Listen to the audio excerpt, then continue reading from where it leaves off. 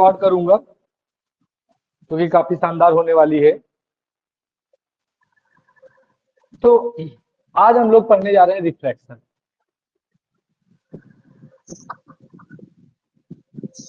चलो क्यों ना रिफ्रैक्शन की बात को समझा जाए कि ये जनाब रिफ्रैक्शन वाले क्या कहते हैं। तो बच्चों, रिफ्रैक्शन का मतलब होता है, अखिल लेट के नहीं पढ़ाई होती, बैठ के होती है।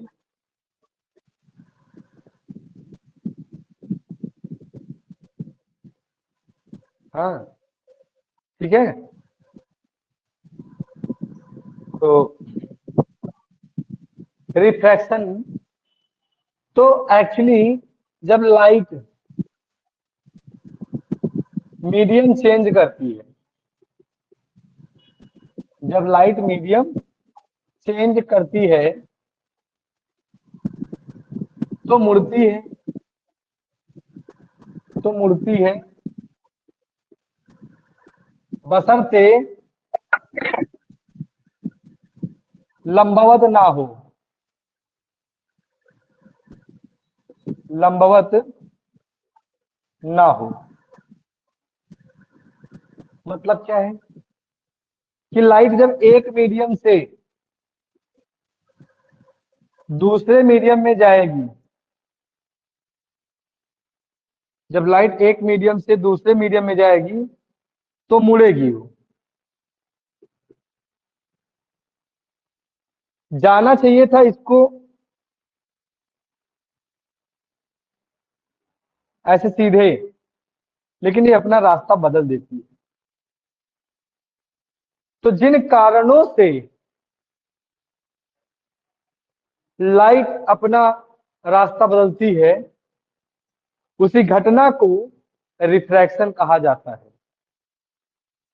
मतलब फिर समझ लीजिए, एक बात इसमें और लिखिए, बशर्ते लंबवत ना हो। लंबवत का मतलब होता है perpendicular.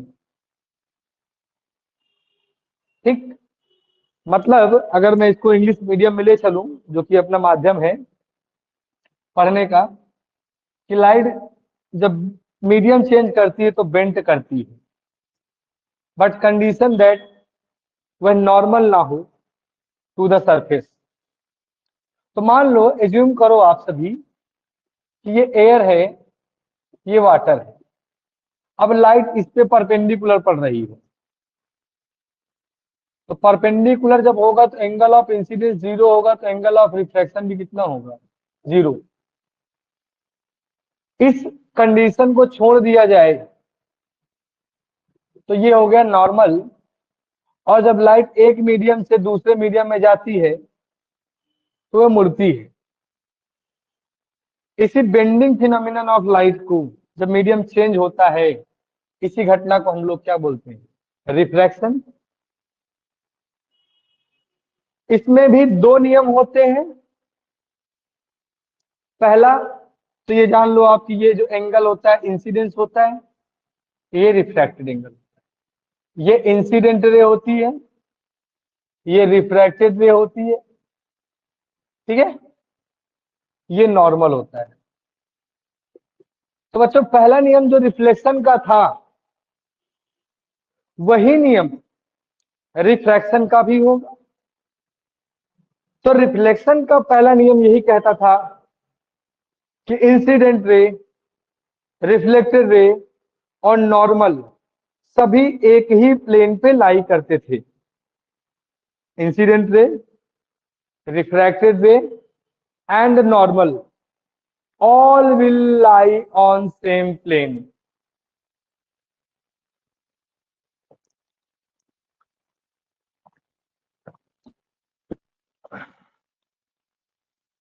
Incident ray, refracted ray and normal all will lie on same plane. इतनी बात क्लियर है? दूसरा लॉ ये कि साइन आई और साइन आर, जो कि आई मतलब इंसिडेंट एंगल, आर का मतलब रिफ्रैक्टेड एंगल, आर का मतलब रिफ्रैक्टेड एंगल। तो बच्चों, इंसिडेंट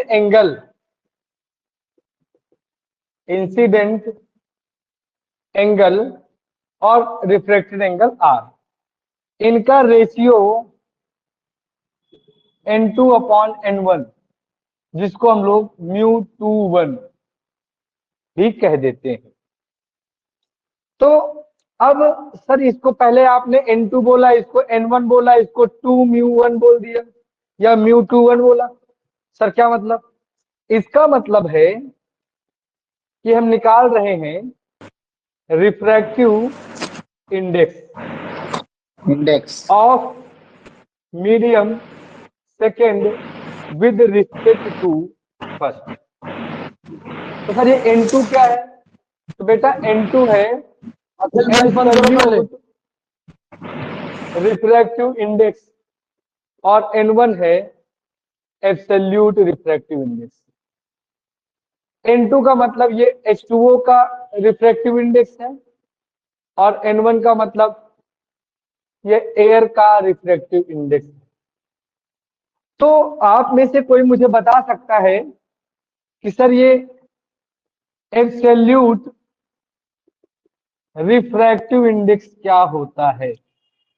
एब्सोल्यूट रिफ्रैक्टिव इंडेक्स, बोलो अगर इतनी बातें आपको क्लियर हो या इनमें से आप कुछ बताना चाहते हो, कुछ पूछना चाहते हो तो कृपया पूछें। सर ये N2 बताइए। N2 का मतलब है absolute refractive index of H2O अभी के लिए।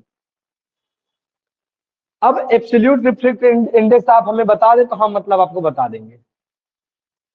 सर रिफ्रैक्टिव इंडेक्स पता है, एब्सोल्यूट रिफ्रैक्टिव नहीं पता।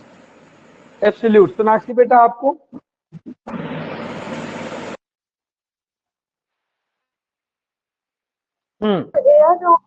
तो उस रिफ्रैक्टिव इंडेक्स को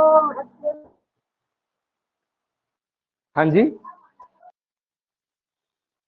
उसको एब्सोल्यूट कहते हैं। किसको एब्सोल्यूट कहते हैं?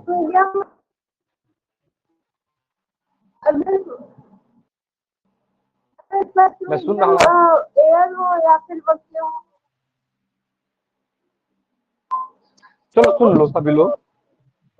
ठीक ठीक ठीक, मुझे पता चल गया है कि बहुत स्पष्ट नहीं है। देखो, एब्सोल्यूट रिफ्रैक्टिव इंडेक्स का मतलब होता है जब किसी चीज का refractive index with respect to vacuum देखा जाए।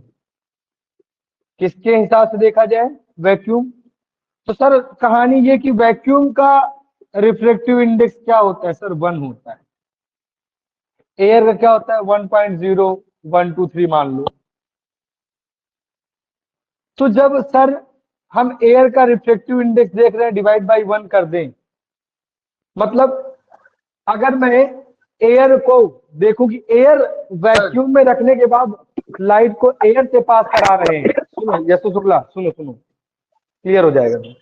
जब एयर को एक कंटेनर में, बहुत पतले कंटेनर में एयर फिल करा, उसको जाके वैक्यूम में रखा, उससे लाइट गिराई और लाइट पास करने के बाद इंसिडेंस एंगल और रिफ्रैक्टिव इंडेक्स, रिफ्रैक्शन एंगल का रेशियो लिया, ठीक है? तो जो कहानी में चेंज आया, मतलब लाइट कहां से आ रही है अभी? वैक्यूम से। कहां पे जा रही है? एयर में। तो हम लोग एयर का रिफ्रैक्टिव इंडेक्स देख रहे हैं वैक्यूम के रिस्पेक्ट में। तो वैक्यूम के रिस्पेक्ट में जब रिफ्लेक्टिव इंडेक्स देखा जाता है तो इसी को एब्सोल्यूट रिफ्लेक्टिव इंडेक्स बोला जाता है। तो N2 बच्चों एब्सोल्यूट रिफ्लेक्टिव इंडेक्स है H2O का और N1 एब्सोल्यूट रिफ्लेक्टिव इंडेक्स है एयर का। क्योंकि अभी लाइट एयर से वैक्यूम में, एयर से वाटर में आ रही थी। लाइट एयर से ट्रेवल करके वाटर में आ रही थी। तो हमने क्या देखना है? Reflective index of water, reflective index of water with respect to air, that is μ21। बोलो कहानी में समझ में आई थोड़ी सी? अब बोलो बेटा यशु शुक्ला। सर ये वैक्यूम क्या होता है?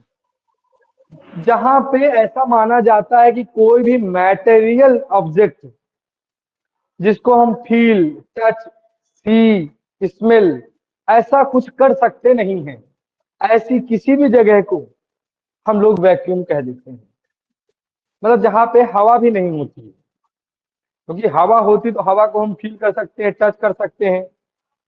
दौड़ेंगे तो हवा हमसे पास होगी तो टकराएगी तो कपड़ा उड़ेगा, तो हवा भी नहीं है। कोई ऑब्जेक्ट भी नहीं है, क्योंकि अगर ऑब्जेक्ट होता तो हम जाके टकरा जाते तो हमें रेजिस्टेंस फील होता। क्योंकि वैक्यूम में मूव करने पे किसी भी प्रकार का अवरोध मतलब रेजिस्टेंस नहीं देखने को मिलता। तो वैक्यूम एक ऐसी धरोहर है जहाँ पे कुछ नहीं होने को ही हम लोग वैक्यूम बोल देते हैं, सर, मतलब कुछ भी नहीं। हाँ, लाइट को ट्रेवल करने के लिए क्या मीडियम की जरूरत होती है? क्या मतलब बिना मीडियम को ट्रेवल नहीं कर देखो सकता? दो तरीके की वेव थ्योरी होती है, वेव थ्योरी में पढ़ते हैं। दो तरीके की वेव होती है, एक होती है लॉन्गिट्यूडनल वेव और एक होती है ट्रांसवेव वेव, और उसमें एक लॉन्गिट्यूडनल में एक कैटेगरी आती है मैकेनिकल वेव की। तो जितनी भी मैकेनिकल वेव या लॉन्गिट्यूडनल वेव होती है उनको ट्रेवल करने के लिए फिजिक्स में जो शब्द है उसको बोलेंगे प्रोपोगेट करने के लिए, आगे बढ़ने के लिए। ठीक है, जो आगे बढ़ेंगे अगर लॉन्गिट्यूडनल वेव है, मैकेनिकल वेव है, तो उनको आगे बढ़ने के लिए मटेरियल मीडियम की रिक्वायरमेंट होती है। जबकि जो ट्रांसवर्सल वेव होती हैं, जिसका एक कैटेगरी इलेक्ट्रोमैग्नेटिक रेडिएशन है, जिसको हम लोग लाइट मान ले रहे हैं, रे मान ले रहे हैं, तो एक्चुअली ये इलेक्ट्रोमैग्नेटिक रेडिएशन है। इसको ट्रेवल करने के लिए किसी भी मटेरियल मीडियम की रिक्वायरमेंट नहीं होती है। This can propagate through any medium. ठीक है, any medium is can propagate through medium और विदाउट मीडियम। ओके, ये मीडियम से और बिना मीडियम के प्रोपोगेट कर सकती है। ठीक है, अब कोई doubt? No sir, thank you. हाँ, अभी आप में से किसी को भी अगर एब्सोल्यूट रिफ्रैक्टिव इंडेक्स को लेके कोई मन में संदेह हो तो यथासंभव मैं प्रयास कर सकता हूं अभी एक बार और।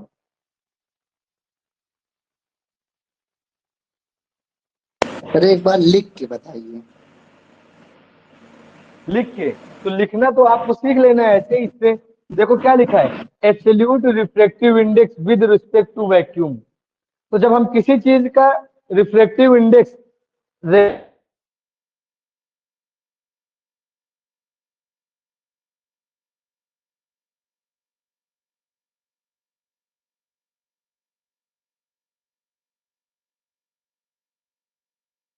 चाहिए, ऐसे जा रही है तो ऐसे सर जानी चाहिए। बट बच्चों यहाँ पे मान लो कि इस पॉइंट पे ये प्लेन है, नीचे वाटर है, ऊपर एयर है, तो सर इसको जाना चाहिए था ऐसे, लेकिन सर ये थोड़ा सा ऐसे मुड़ गई अंदर की तरफ, तो इसी मुड़ जाने को बोलते हैं रिफ्लेक्टिव इंडेक्स। और सोचो कि नीचे वाटर है, ऊपर वैक्यूम है, और लाइट वैक्यूम से आके वाटर में गई, तब कितना मुड़ी। तो ये कितना मुड़ेगी, इसी चीज को मेजरमेंट करने के लिए कुछ ना कुछ क्वांटिटी होनी चाहिए, कुछ ना कुछ यूनिट होना चाहिए, कुछ ना कुछ पैरामीटर होना चाहिए। वही पैरामीटर क्या है, रिफ्रैक्टिव इंडेक्स। तो जब हम चेंज पाथ में change with respect to vacuum देखते हैं, इसी को हम लोग एब्सोल्यूट रिफ्रैक्टिव इंडेक्स बोलते हैं। अब लिख लोगे? Yes sir. ठीक है, सोनाक्षी बेटा अब क्लियर हो गया? हाँ जी सोनाक्षी।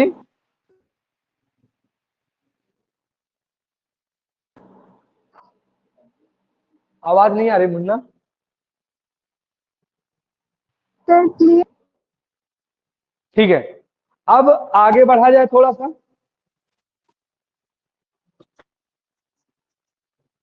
आपके स्कूल के शिक्षक बढ़िया लिखवाते होंगे, मैं अभी उतना अच्छा नहीं हूं लिखवाने की दृष्टिकोण से, तो एकदम नहीं।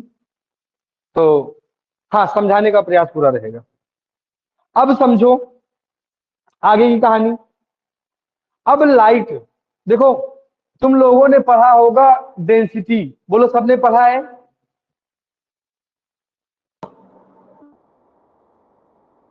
डेंसिटी नाम का शब्द सुना है?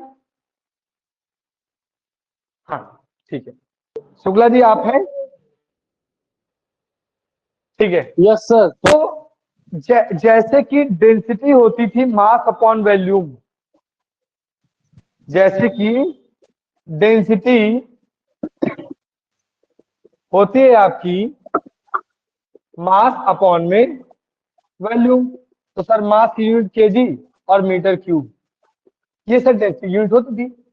लेकिन रिफ्रैक्टिव इंडेक्स को हम ऑप्टिकल डेंसिटी बोलेंगे, लेकिन रिफ्रैक्टिव इंडेक्स को हम ऑप्टिकल डेंसिटी कहेंगे। ठीक है, रिफ्रैक्टिव इंडेक्स को हम लोग क्या कहेंगे? Optical density. बोलो जल्दी से, रिपीट करो साथ में बच्चों।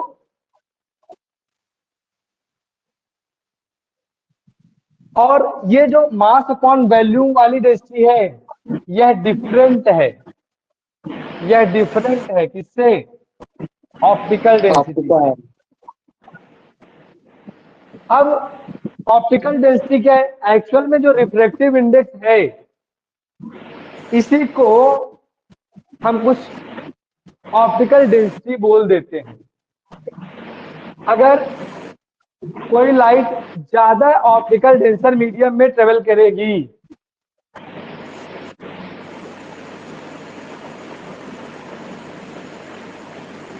अगर लाइट किसी ज्यादा ऑप्टिकल डेंसर मीडियम में ट्रेवल करेगी, तो वह अपने रास्ते से उतना ज्यादा डेविएट होगी। डेविएट का मतलब होता है बच्चों, जैसे कोई इधर जा रहा था, इधर जाते जाते अचानक से इधर मुड़ जाए, या इधर मुड़ जाए, या ऐसे चला जाए, या ऐसे चला जाए, या सीधा जाता रहे। वैसे एक्चुअल पाथ तो उसका क्या था? स्ट्रेट। अखिल बेटा माइक ऑफ करो। तो एक्चुअल पाथ उसका कैसा होना चाहिए था? स्ट्रेट। बट इस अपने सीधे रास्ते से ये इधर उधर लाइट मुड़ जा रही है। इसी मुड़ जाने की घटना को ही हम लोग रिफ्रैक्टिव इंडेक्स कहते हैं, या ऑप्टिकल डेंसिटी कहते हैं, या मीडियम में चेंज होने को बोलते हैं। तो बच्चों इसका मतलब तो ये फिक्स था कि यहाँ पे कोई मीडियम 1 होगा और यहाँ पे मीडियम 2 होगा। और हमने कहा था कि इसमें परपेंडिकुलर ना हो, तो परपेंडिकुलर ना हो तो कुछ ऐसे रहा होगा, क्योंकि हमको यहाँ पे नॉर्मल भी तो ड्रॉ करना है। तो लाइट कुछ ऐसे मुड़ सकती है, तो ये नॉर्मल हो गया। तो डायग्राम तिरछा बना के भी देख सकते हैं। ये सेपरेटिंग लाइन है, medium separating line, medium separating line.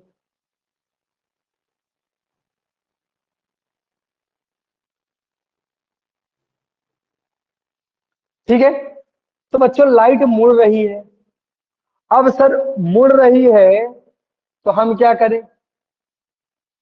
तो लाइट जो मुड़ रही है अपने पाथ से, तो उसके पीछे कितनी कहानी हो सकती? 2 बातें हो सकती हैं।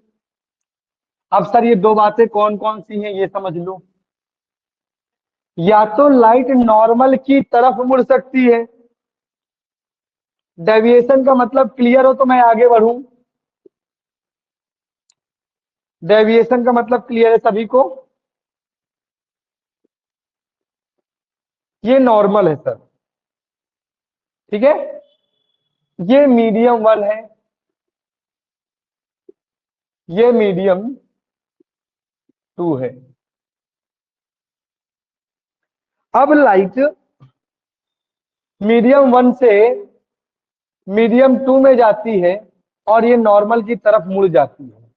मतलब इसको जाना चाहिए था ऐसे, लेकिन ये इधर को मुड़ जाती है। तो ये रिफ्रैक्टिव एंगल हुआ, रिफ्रैक्शन। ये नॉर्मल से इंसिडेंट एंगल, और ये जो है इसको डेविएशन या डेल बोलते हैं, जो कि I माइनस आर होगा जब लाइट अंदर की तरफ पहुंचेगी। तो डेल को ही हम लोग एंगल ऑफ डेविएशन कह देते हैं। डेल को हम लोग एंगल ऑफ डेविएशन कह देते हैं। हाँ जी बोलो, क्लियर हो रही बात? अब मीडियम 1 से मीडियम 2 में जाते हुए, जब लाइट मीडियम 1 से मीडियम 2 में जा रही है, जब लाइट मीडियम 1 से मीडियम 2 में जा रही है, तो उस समय इसके साथ क्या हो रहा है? ये टूवर्ड द नॉर्मल मुड़ जा रही है।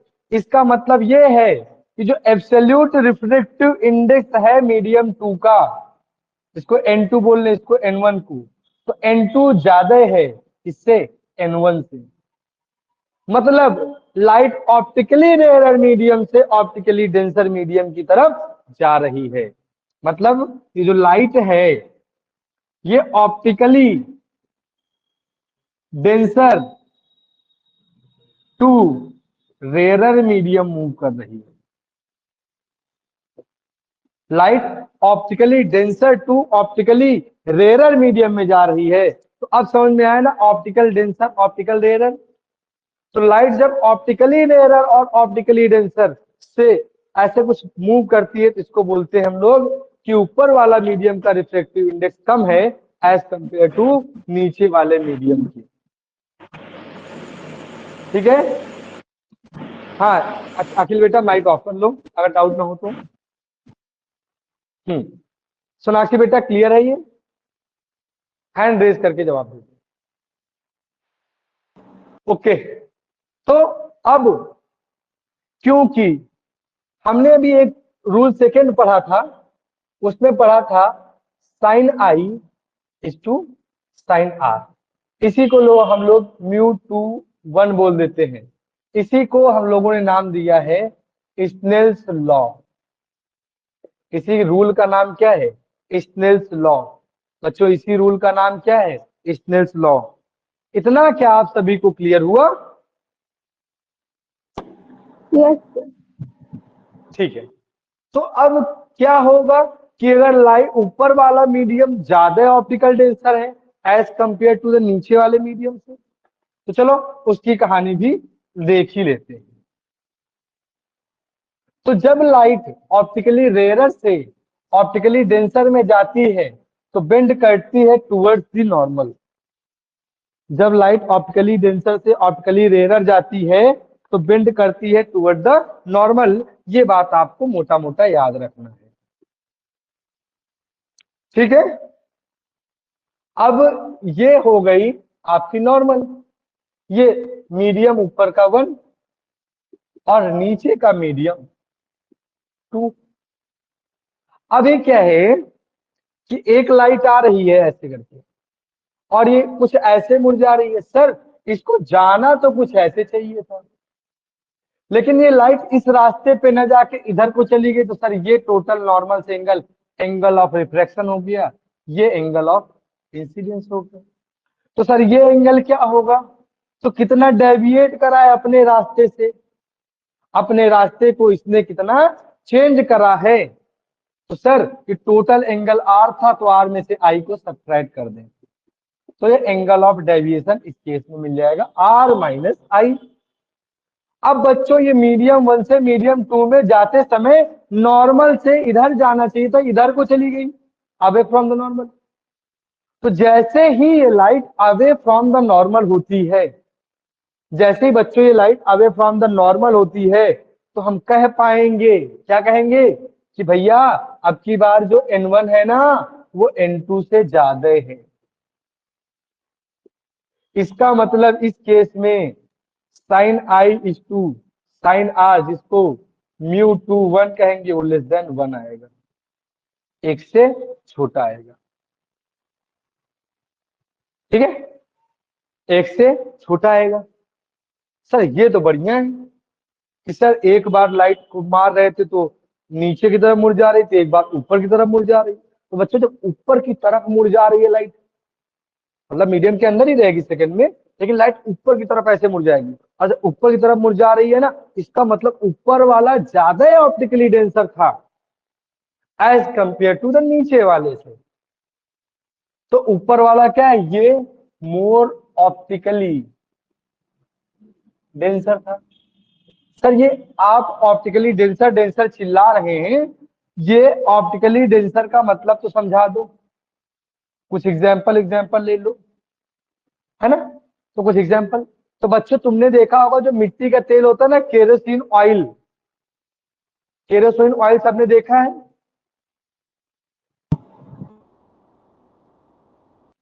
अरे जिससे दिया जलाते थे,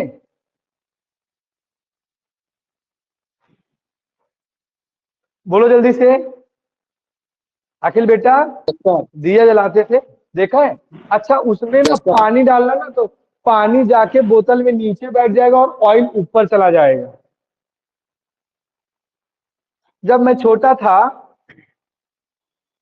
लाइक मैं आपसे बात कर रहा हूं सन 2006, 7, 8 की, तो गांव में लाइट नहीं होती थी और तब ये टेबल लैंप का भी इतना चलन नहीं था भी तो गांव की रीच से दूर था।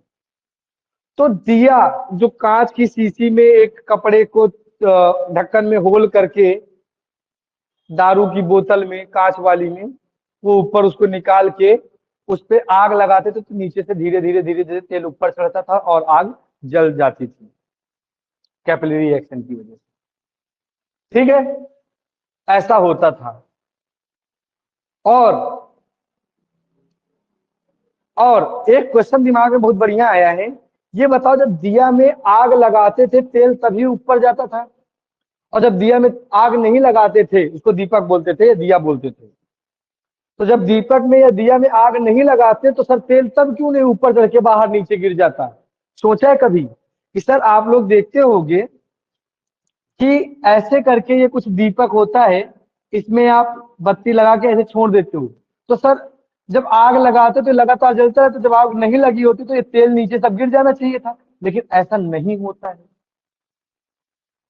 तो क्या तुम में से कोई बता सकता है कि मुझे कि ऐसा क्यों नहीं होता है? ये एक दूसरा क्वेश्चन है, बट क्वेश्चन आ गया दिमाग में तो अब तुम लोग बता दो।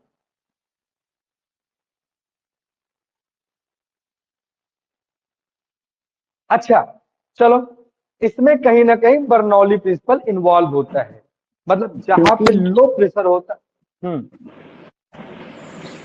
बोलो। क्योंकि सर इतना तेल एब्जॉर्ब नहीं कर पाता कि वो बाहर गिरे। नहीं, ये साइंटिफिक जवाब नहीं है। जवाब ये बेटा, जब हम आग लगाते हैं तो वो एरिया गर्म हो जाता है, और जहां पे गर्मी होती है वहां पे प्रेशर कम होता है, तो चीजें लो प्रेशर से उठती हैं हाई प्रेशर की तरफ। Bernoulli's principle. ठीक है, अब चलो, तो फिर अब क्या होता है बच्चों, देखा जाए तो पानी नीचे बैठ गया, तो जो चीज ज्यादा भारी होती है वो नीचे बैठ जाती है, और केरोसिन ऑयल ऊपर था। लेकिन जब आप लाइट को वाटर से केरोसिन में पास कराओगे तो लाइट मुड़ के आ जाएगी टूवर्ड द नॉर्मल, मतलब ऐसे न जाके कि नीचे की तरफ ऐसे आ जाएगी। इसका मतलब क्या हुआ कि केरोसिन ऑयल की डेंसिटी वाटर से कम है, इसलिए वाटर की सरफेस पे तैरता है। सर एक बार क्लियर? लेकिन जो ऑप्टिकल डेंसिटी है वह केरोसिन ऑयल की ज्यादा है एज कंपेयर टू वाटर, इसीलिए जब वाटर से लाइट केरोसिन ऑयल में जाएगी तो वह टूवर्ड्स द नॉर्मल हो जाएगी। बोलो, आप लोग बात समझ पा रहे हो मेरी? हाँ सोनाक्षी बेटा। Yes, sir. कुछ बातें क्लियर हो रही हैं? हाँ ठीक है, इतनी बात समझ में आ गई। तो optical density mass to volume density से अलग होती है, ये बात का एक एग्जांपल केरोसिन ऑयल है आप लोगों के लिए।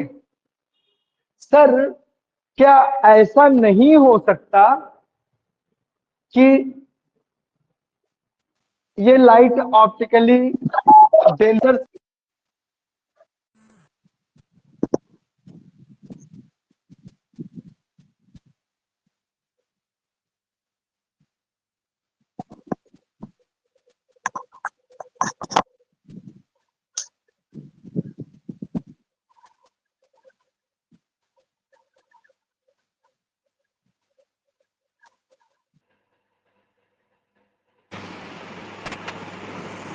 के लिए खेद है, माइक ऑफ कर लो अखिल।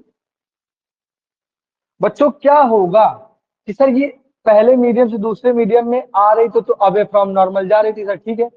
सर अगर ये पहले मान लो कि सर ये 30 का एंगल बना रही थी, हाँ बेटा 30 का एंगल बन रहा था। सर अभी 45 का एंगल बनाए तो बेटा ये और ज्यादा डेविएट करेगी।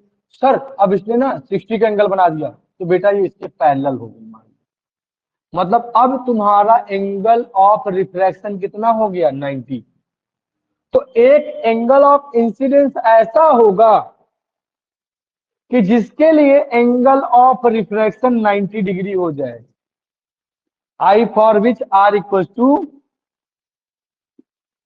90 डिग्री।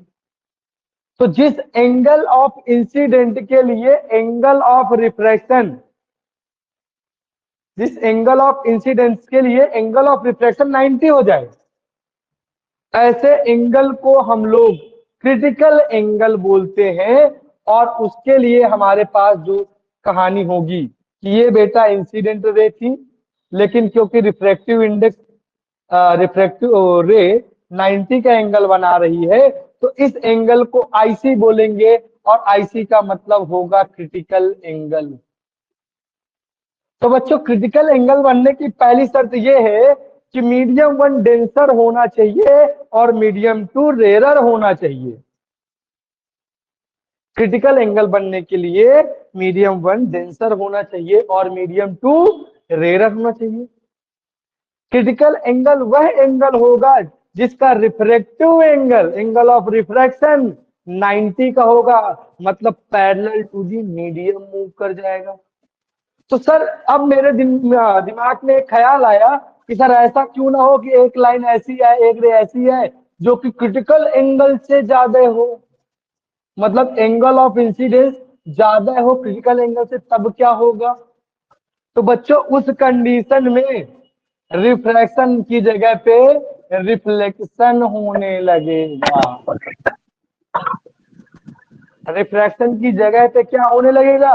रिफ्लेक्शन। मतलब ये तो वही बात हुई कि पहले तो हम लोग रिफ्रैक्शन करा रहे थे सर, मतलब पानी में एक एंगल से ऐसे मारेंगे तो लाइट अंदर न जाके ऊपर ही रह जाएगी क्या? हाँ, यही इसका मतलब है। मतलब तुम लोग ऐसा करके देख सकते हो कि पानी के अंदर जाना पड़ेगा इसके लिए बस। तो मान लो कि तुमने सर एक वाटर प्रूफ, हाँ बेटा, सर मान लो अगर दोनों डेंसर मीडियम रख दिए जाए तो क्या होगा? दोनों मीडियम डेंसर अगर डेंसिटी सेम है तो कोई मतलब नहीं, लाइट बेंट नहीं करेगी। अब दोनों मीडियम डेंसर नहीं हो सकते। डेंसर हमें एक ये रिस्पेक्टिव फिनोमिनन है। मतलब हम ये कह दें कि दो लोगों में ज्यादा विद्वान कौन है, तो विद्वान तो अपने आप में सभी है, कुछ ना कुछ तो जानते हैं। एक पर्टिकुलर फील्ड की बात करें, सर चलो बताओ कि ज्यादा लाइट किसमें मुड़ती है और किधर को? और नॉर्मल को जिसमें लाइट ज्यादा मुड़ती है वैक्यूम कंपैरिजन में, वह ज्यादा डेंसर होगा। तो डेंसर के रिस्पेक्ट में देखना है, मतलब ऑप्टिकली डेंसर होना चाहिए। मतलब इसके कंपैरिजन, जैसे ये हमने H2O लिया तो नीचे मान लो एयर है, तो ये ऑप्टिकली डेंसर है, ये ऑप्टिकली रेयर है, इसके तुलनात्मक रूप से। अब यहीं पे मैंने केरोसिन ऑयल ले लिया, मतलब मिट्टी का तेल, तो नीचे हमने वाटर रखा, तो अभी भी केरोसिन ऑयल ऑप्टिकली ज्यादा डेंसर है एज कंपेयर टू H2O। तो बच्चों, अगर मैं मान लो इसके अंदर से ऐसे टॉर्च मारता हूं तो बच्चों टॉर्च ऐसे निकल के जाएगी, लेकिन अगर मैं टॉर्च ऐसे मारता हूं तो ये यहीं पे रह जाएगी, मतलब इधर से नीचे निकल के नहीं जाएगी। तो सर, जब नीचे निकल के नहीं जा रही है, इसका मतलब ये surface as a mirror work करने लगेगी, एज अ मिरर, जो कि लाइट को क्या कर देगी? रिफ्लेक्ट कर देगी in place of refraction. Is it clear to you all? हाँ जी। समझ गए? Yes, sir. और जब ऐसा होने लगे, और जब ऐसा होने लगे, इसी घटना को हम लोग TIR मतलब टोटल इंटरनल रिफ्लेक्शन बोल देते हैं। मतलब इन place of refraction, if a phenomena that will happen, that is a refraction, is called TIR, that is total internal reflection। ठीक है? तो आपने कई बार देखा होगा, कहानी सुनी होगी, या गाड़ी चलाते समय हाईवे में देखा होगा कि आप बाइक चला रहे, आगे छांव सी दिखाई देती है या कुछ पानी भरा सा दिखाई देता है जब आप कंक्रीट की रोड पे हाईवे में गाड़ी चलाते हैं। तो यस यस इसके यस सर। पीछे की जो घटना होती है वो TIR होता है। बच्चों, जब आपने देखा होगा कि डायमंड इतना चमकता क्यों है, क्योंकि बच्चों डायमंड का रिफ्लेक्टिव इंडेक्स बहुत ज्यादा होता है, और लाइट एक बार अंदर जाने के बाद मल्टीपल टाइम उसके अंदर रिफ्लेक्ट करती है। तो एक तरीके से लाइट ट्रैप हो जाती है, और मल्टीपल रिफ्लेक्शन होने की वजह से डायमंड की ब्रिलियंस होती है, मतलब डायमंड चमकते हुए दिखाई देता है। और भी सर बहुत सारे एप्लीकेशन है TIR के। हाँ बेटा। सर जैसे कभी बाइक में आप पेट्रोल भराने जाओ टंकी पेट्रोल पंप पे, और जब पेट्रोल भर रहे होते हैं टंकी में, उसमें देखो एक मतलब ऐसे पूरा व्हाइट कलर का कुछ ऐसा उड़ता हुआ दिखता है। बेटा वो कुछ इवापोरेट होता है क्योंकि वो उसका बॉइलिंग पॉइंट थोड़ा सा कम होता है, वो और अलग चीज है। ऐसे भी जैसे अभी इन गर्मियों के समय में तेज धूप मतलब हो कोई भी और चीज सामने देखो तो ऐसा ही जब महसूस हुआ करता है। जब कोई भी चीज नीचे से ऊपर की तरफ उठती है तो हमें जो ऊपर की तरफ रे जाती हुई दिखती है, एक्चुअली वो कोई मटेरियल होता है, लाइक गैसेस होती हैं, वाटर वेपर्स होते हैं, और इसको कन्वेक्शन करंट बोला जाता है। जब कोई चीज नीचे से ऊपर को उठती है तो उसको हम लोग कन्वेक्शन करंट बोलते हैं। ऐसे सर ऐसे महसूस हो जैसे हवा हो ऐसे फ्लो करके जा रही हो। देखो जब भी लाइट आएगी तो सरफेस पे टकराएगी, सरफेस के पास जो पार्टिकल होंगे, इसको हम डिस्कस करेंगे अगले लेक्चर में। सरफेस के पास जो पार्टिकल होंगे पहले गर्म होंगे, और जब भी कोई चीज गर्म होती है तो ऊपर को उठती है, और उसी को हम लोग कन्वेक्शन कहते हैं। देखो एसी को हमेशा छत पे लगाते, क्यों जमीन पे नहीं रख देते और एसी चलाते? क्योंकि बच्चों जो गर्म हवा होगी वो ऑटोमेटिक ऊपर चली जाएगी, जो ठंडी हवा होगी कहाँ आएगी? नीचे आएगी। इसलिए बच्चों हम लोग एसी को ऊपर लगाते हैं। कन्वेक्शन करंट मतलब जो भी हॉटेस्ट ऑब्जेक्ट होगा वो ऊपर की तरफ, उससे जो एनर्जी होगी रेडिएट ऊपर की तरफ करेगी, या मटेरियल ऊपर की तरफ फ्लो करेगा। तो गैसेस और जो भी लिक्विड इवेपोरेट होगी ऊपर की तरफ जाते हैं, इसको हम लोग कन्वेक्शन करंट में पढ़ते हैं। और कोई संदेह अभी तक की क्लास में?